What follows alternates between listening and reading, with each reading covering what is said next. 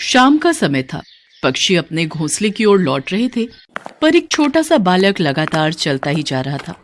आखिर उसे अपनी मंजिल तक पहुंचना ही था। यही उसके पिता की आज्ञा थी, यही उस बालक का लक्ष्य था। यमपुरी, वही यमपुरी जहां यमराज निवास करते हैं। उस बालक को यमराज से मिलना था। लगातार काफी समय तक चलने के बाद वो बालक यमपुरी के द्वार पर पहुंचा, जहां दो यमदूत पहरा दे रहे थे। उन्होंने जब उस बालक को देखा तो वो आश्चर्यचकित रह गए। कौन है ये बालक जो मौत के मुंह में चला आया? हे बालक, तू कौन है और यहाँ क्या करने आया है? मेरा नाम नचिकेता है और मैं अपने पिता की आज्ञा से यमराज जी के पास आया हूँ। लेकिन तुम उनसे क्यों मिलना चाहते हो?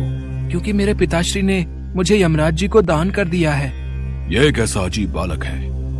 इससे मृत्यु का भय नहीं जो यमपुरी यमराज जी से मिलने चला आया? यमदूत उसे डराने लगे, पर नचिकेता अपने निर्णय से नहीं हटा। वो बराबर यमराज से मिलने की इच्छा प्रकट करता रहा। इस पर एक यमदूत बोला, यमराज जी इस समय यमपुरी में नहीं है, 3 दिन बाद लौटेंगे, तभी तुम आना। कोई बात नहीं, मैं 3 दिन तक प्रतीक्षा कर लूंगा। मैं यहीं द्वार के पास बैठ जाता हूँ। यमदूत ने सोचा कि छोटा बालक है, कुछ देर पश्चात वहाँ से चला जाएगा, इसलिए यमदूत भी अपने कार्य में लग गए। सहसा नचिकेता उस घटना को याद करने लगा जिस कारण वो यमपुरी आया था।